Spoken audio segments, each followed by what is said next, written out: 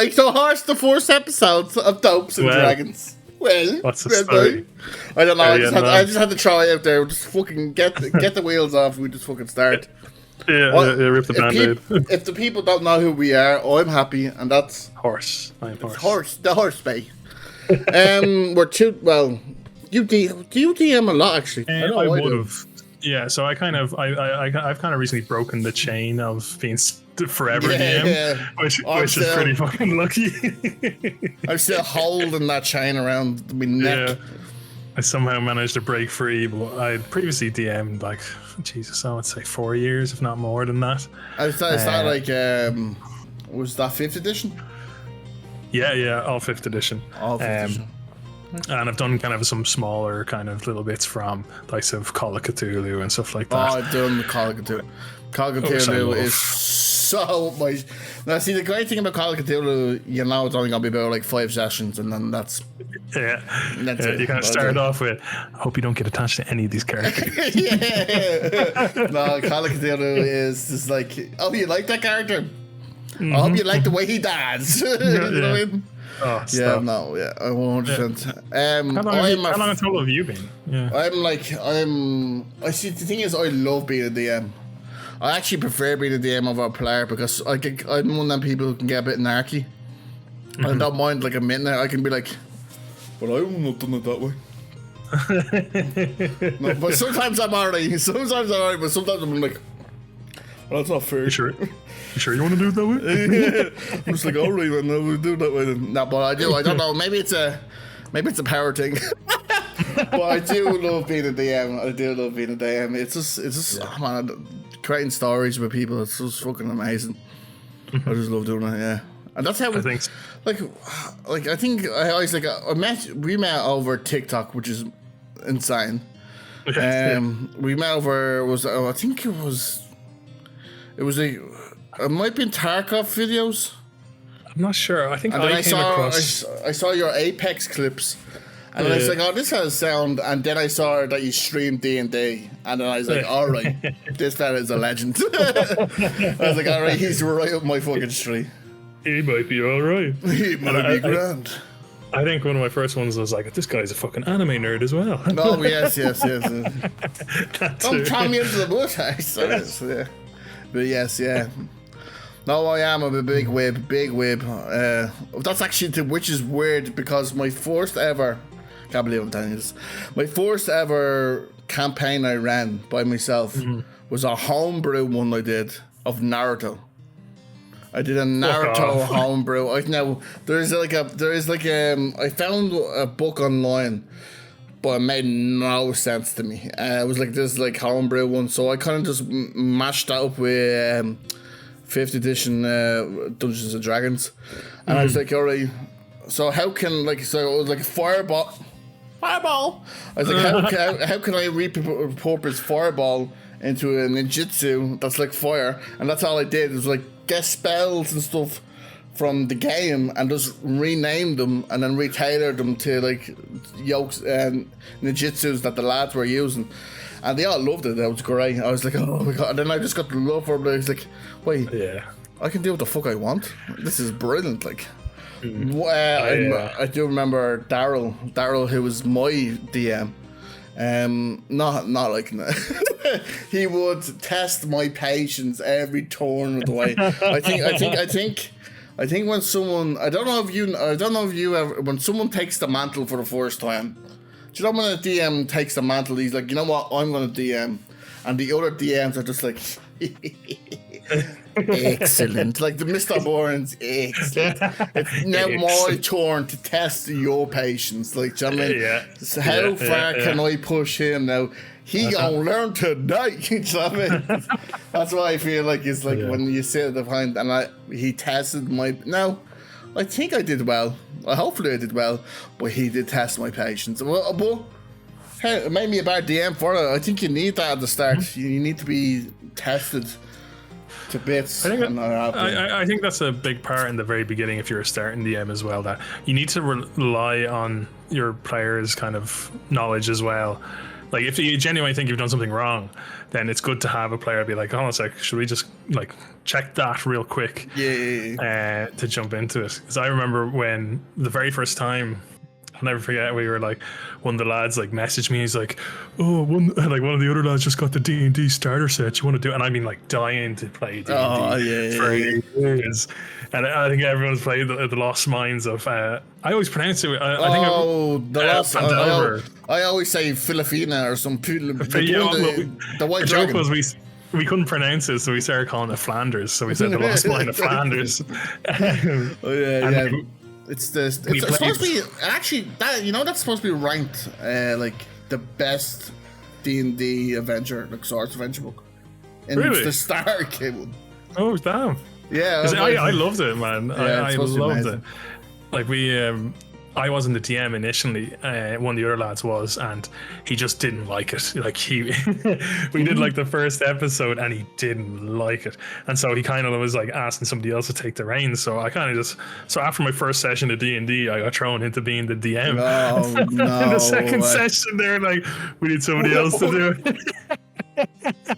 And so I was like, oh fuck. I thought this adventure cruises by itself. What's going on, guys? I listened to this podcast though. I don't know. Do you know Mr. Sark on YouTube? You said no. We actually don't. He was part of the original Machinima inbox team and stuff like that. Man, he wasn't a part of Machinima back in the day. It's funny how they were so big and they just kind of fell. Then it seems. Well, I heard they were fucking woeful to work for. I heard there was like an 80-20 split. Oh shit! Like they take 80 and you got 20, and you're the creator. Like I heard there were some mad things about Machinima. Anyways, there was Mr. Sark. I remember I used to love Mr. He was the funniest fucker. And there was one episode where he mentioned that he had a D&D group, and I was like, what? And because I was like, he plays D&D, but he's funny, he's cool. I'll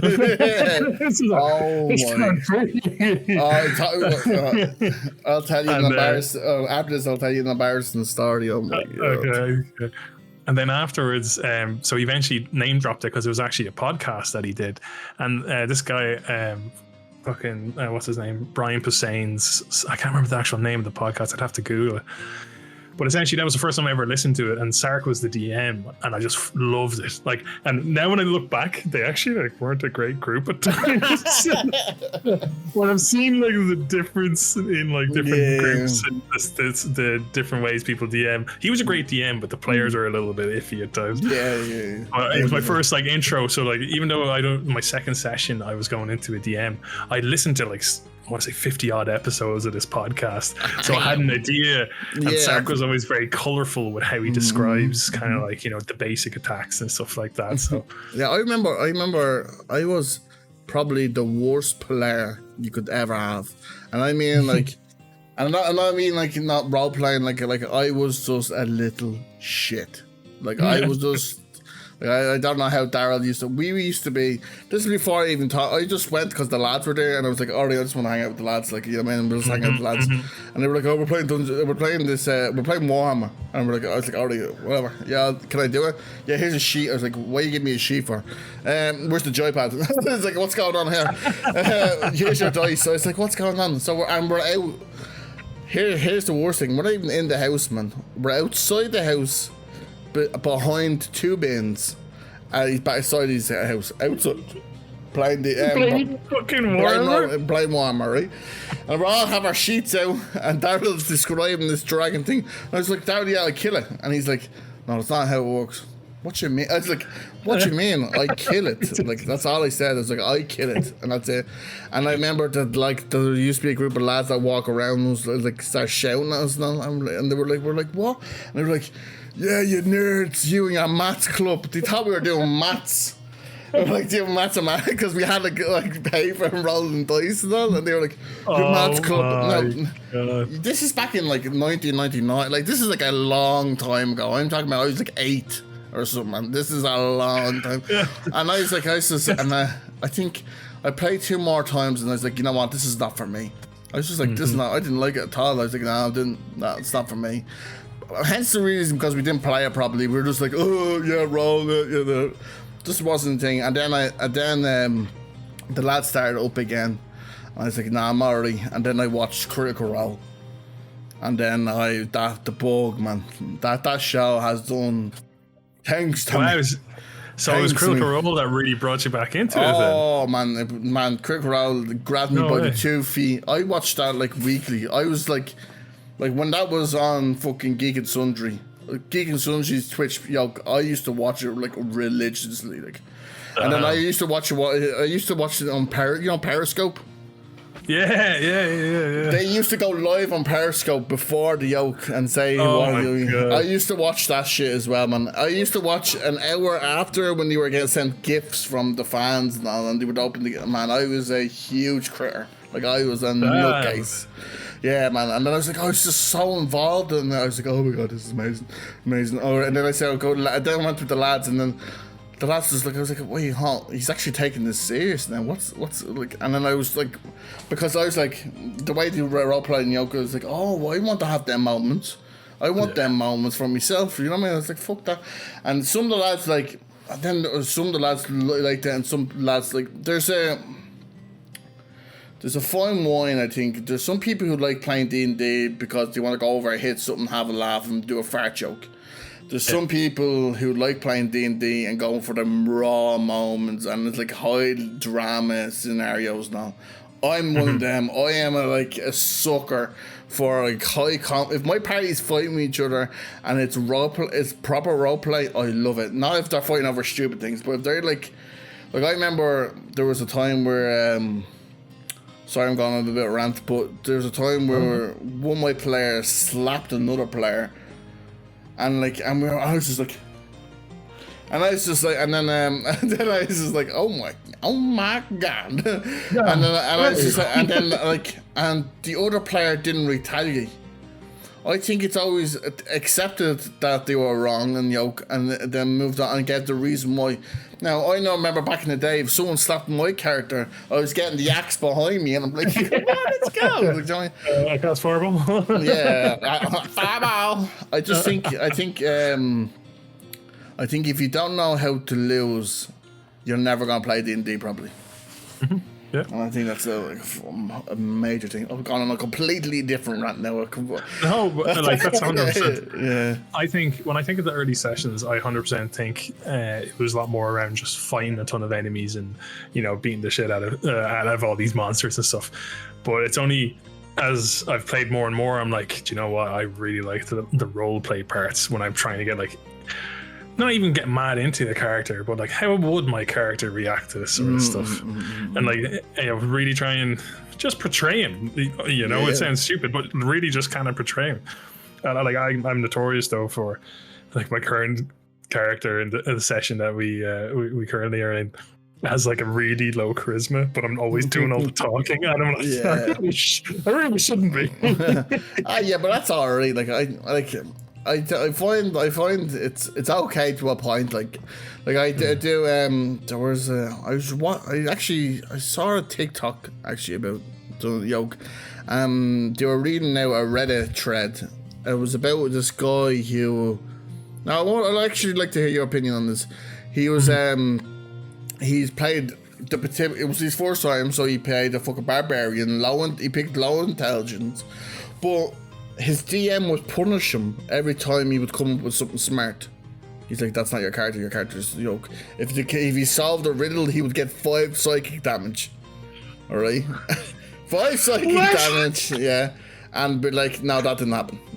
And I'm like I think like just cause he's like stupid people come up with bright ideas sometimes, you know what I mean? Yeah. It's not like he's already has the minus on his character. Let's not punish him anymore. Like you don't punish. Yeah. But that's how I find like intelligence. If you have low intelligence, the DM will really hammer that home. Like I've done it a few times, and I'm like, oh, actually, maybe I shouldn't really hammer home because I never. There's someone with -2 armor, -2 strength. I don't take their armor off them, do I? Or like you can't carry that. You're too weak. Yeah, there's definitely like some stats we hold differently. Yeah. Like if you've a low, as you said, if you're low intelligence, people tend to hold that against you more than if you had a low strength and stuff like that. Or charisma or anything like that. It's just like if I had a low wisdom, no one gives a bollocks. No one cares. I think it's always Yeah, I think it's always, especially in the case you were just talking about, where the DM was giving him psychic damage. I think you know what I think happened there, right? What I think happened there was he went 5 psychic damage, and everyone laughed, and he was like, I just made everyone laugh. The power 5 damage every time he talks. You know what I mean? It's just like, well, relax. It's a game, right? It's always exactly like, and I think it's always it's still a roll of the die at the end of the day, right? Mm-hmm. So it's a case of, you know, the lower your intelligence, the less likely your character could figure something out or know something is how you should be looking at it. Not that they're constantly like, it's just an absolute buffoon. I think there's a difference there.